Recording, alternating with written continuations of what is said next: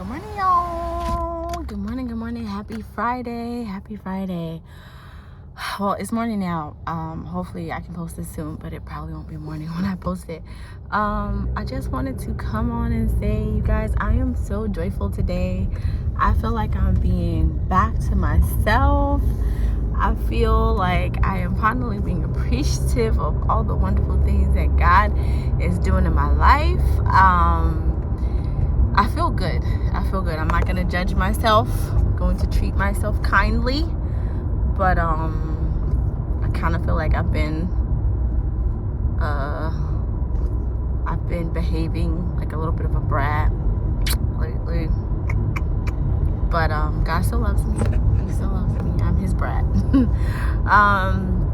But yeah, I'm feeling really good. All the things that I've been talking about this week that have been weighing me down and just making me feel like, I'm not gonna say that they're totally gone, but I definitely am feeling a release. And it has become easier over, well, really today. But as I think back over the week, each of the days of this week, it became a little bit easier and a little bit easier to say no to the devil's lies. So I'm very grateful for that. And not surprisingly, but all of the things that I've been talking about, like the isolation and wanting to just kind of stay by myself, and isolation, but wanting to stay by myself and wanting to like run away from everything and not talk to anybody and just like be just me and worry about myself. The trick to getting all of that done was fellowship, and not purposeful. Like, I didn't do anything new. I didn't do anything crazy. I did all of my same things, but I kept my routines, right? I made it to Bible study.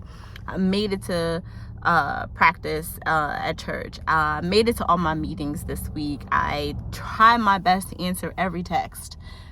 Picked up the phone when I could pick up the phone. And all of those things, whether they were about work, whether they were about life, whether they were just checking in, whether they were good, bad, whatever it was, just continuing to have that fellowship with other people, I know was a testament to where I am right now, and this feeling of almost weightlessness coming to me. So I'm very, very grateful for that, and I'm glad that I was obedient and I stuck to it. It was hard, y'all. I'm telling you, there was sometimes people were calling me, and not anyone like annoying or anything like that, but just like, y'all, I just didn't want to pick up the phone. Like, my mom would call and I would just be like, I just don't want to talk. Like, I don't, sometimes the thing that made me pick up was like, oh my gosh, what if it's an emergency? With some people, and then some people I couldn't. I just was like, I can't right now. I just can't. So the turn right onto, where am I going? Hold on, y'all. I'm driving somewhere new, and hold on. Where's the thing? All right, you guys, I'm back. I think I was just saying that fellowship this week was the trick. Being in his word always, praying to him always, talking to him always. But the thing that, sir, you are not in the bike lane, ma'am, wherever that is.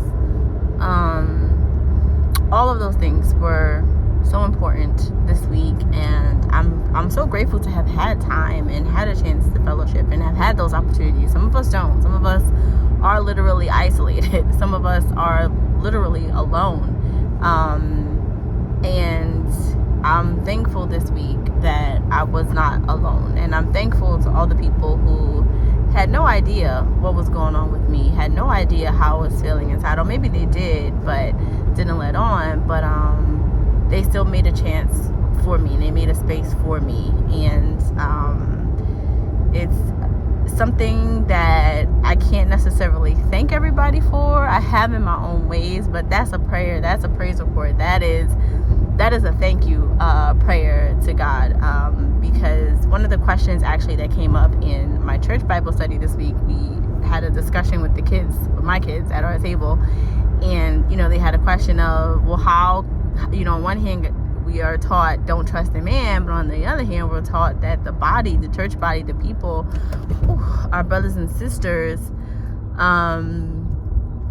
we can rely on them, and we should rely on them in our times of need. And I think for me this week, that was the lesson, right? Like, it is through them, right? God working through them. And this is again why it's so important for us to be obedient, each of us individually. This is again why God says, the best thing that you can do is to our second greatest commandment is about loving your neighbor. If we were all obedient to that, when we all fall or have moments where we are falling or are thinking about falling or whatever it is, if all of us are being obedient and we're being kind to our neighbor, then without you even having to know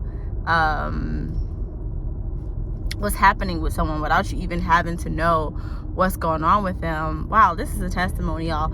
Without you even having to know what's happening with them, your kindness, your love, just your attention, your space, all of the things that you just do naturally because you're being obedient to God can fill them up so much. And I think that is what I felt this week. That is what I experienced this week. And as I told you guys the other day, this is a test. I know this is a test of my will, but also it is a test, meaning just something that maybe I learned or I heard, but I hadn't yet experienced, right? And so now that I've experienced it, I can walk in wisdom. I can be obedient and be good to people even deeper than what I think I have been doing, because now I understand how important it is. Even if someone doesn't tell me what's going on with them, something that I do that I may not even know matters could bring them out of that funk the same way that happened to me. And so I hope that made sense, and I know it'll come around in something else, and it'll, when I'm focused a little bit more, but that's just beautiful. It's beautiful, and I think it's a big test for me, or a big learning for me, because I don't let people in. It's not a natural thing for me. As much as I yearn for it, as much as I want to do it, it's just not natural for me to do it. And so learning to do that is essentially important. There was one more thing that I wanted to say that now I can't remember.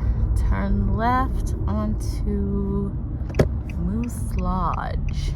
All right, Moose Lodge Road. Okay. There was one more thing I wanted to point out about what I was just saying.